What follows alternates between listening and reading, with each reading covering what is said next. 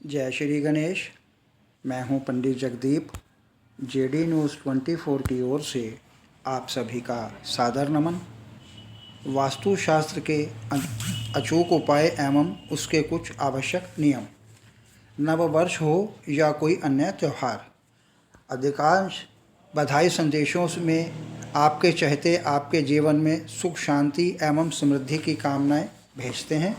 समृद्धि तो आपकी अपनी मेहनत पर निर्भर करती है, किंतु सुख और शांति के लिए आप क्या कर सकते हैं? सुख और शांति के लिए जितना आपका व्यवहार मायने रखता है, उससे कहीं ज़्यादा आपके घर का वास्तु भी मायने रखता है।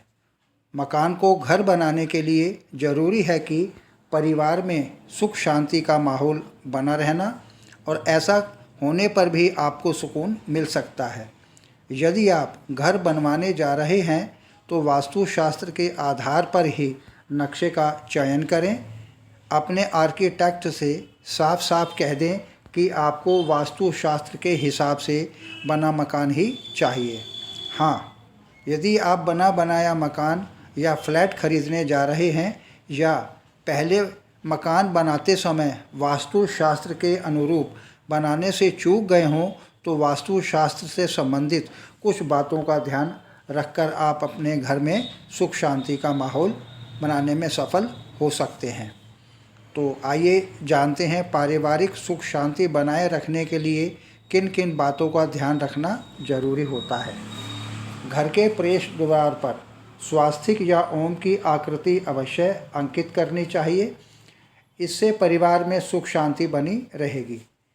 घर की पूर्वोत्तर दिशा में जल से भरा हुआ कलश रखें, इससे घर में समृद्धि आती है।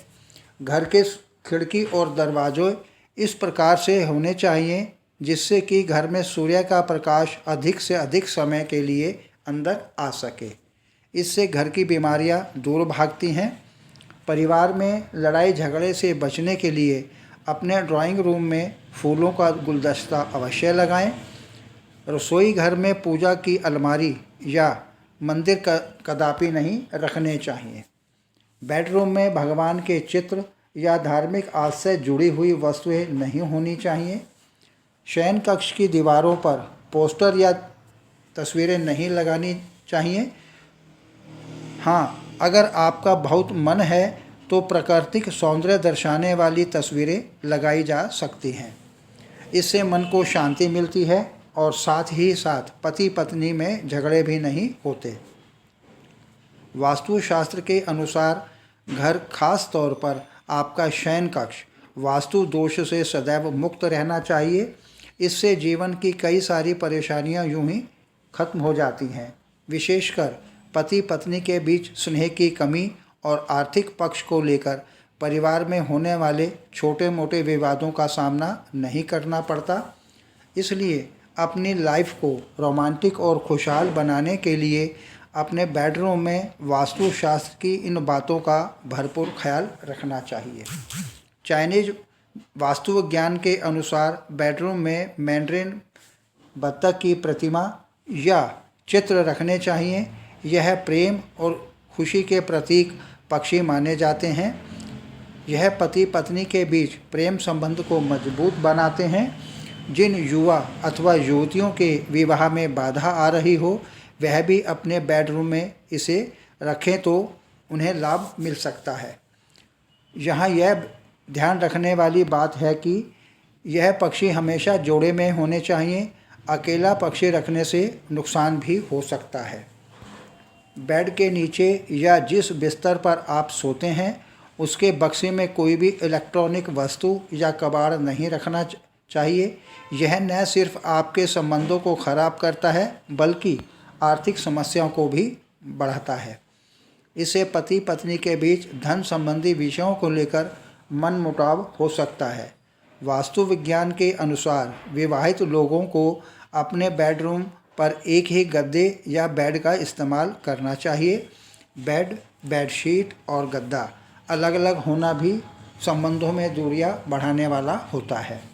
फेंग शुई में यह भी कहा गया है कि अगर संभव हो सके तो बेडरूम में दर्पण नहीं लगाया जाना चाहिए। बेडरूम में दर्पण का रिफ्लेक्शन बेड पर होने पर स्वास्थ्य पर विपरीत प्रभाव पड़ता है। इससे पति अथवा पत्नी में किसी एक की स्वास्थ्य अमूमन खराब बना रहेगा। इससे परस्पर संबंधों में भी दूरियां बढ़ने लगती हैं और जीवन में प्रेम की कमी होने लगती है। यदि आपके घर का बजट गड़बड़ा गया हो तो आप ज़्यादा खर्च होता हो, परिवार में अशांति रहने लगे, धन कमाने के सारे प्रयास व्यर्थ साबित हो रहे हों, तो ईश्वर को खुश करने के लिए पूजन कक्ष में लाल रंग का प्रयोग अधिक से अधिक करें। घर में प्रवेश करते ही शौचालय नहीं होना चाहिए। घर के मुखिया का बेडरूम नैऋत्य कोण यानी दक्षिण पश्चिम दिशा में उत्तम माना गया है। घर के मुखिया का बेडरूम नैऋत्य कोण यानी दक्षिण पश्चिम दिशा में उत्तम फल प्रदान करता है। घर में शौचालय के बगल में देवस्थान हरगिज नहीं होना चाहिए। जहां आप बटुआ रखते हैं उस स्थान को भी लाल या पीले रंग से रंग दें। इससे कुछ ही दिनों में आपको सकारात्मक अंतर नज़र आने लगेगा।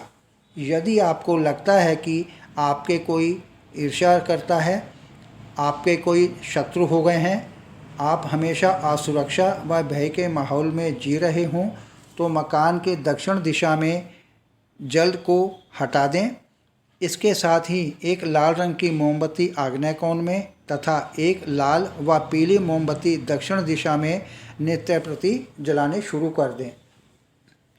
घर में युवा बेटी के विवाह में बाधा आ रही हो तो एक उपाय अवश्य करना चाहिए।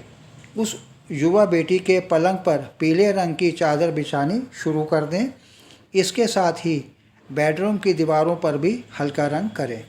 ध्यान रहे कि कन्या का शयन कक्ष वायव्य कोण में स्थित होना चाहिए। कभी कभी ऐसा होता है कि व्यक्ति सर्वगुण संपन्न होते हुए भी बेरोजगार रह जाता है। वह नौकरी के लिए जितना अधिक प्रयास करता है उसकी कोशिश विफल होती चली जाती है। इसके साथ ही व्यक्ति भाग्य को जिम्मेदार ठहराता है। लेकिन अपने भाग्य को कोसने के बजाय एक उपाय करें।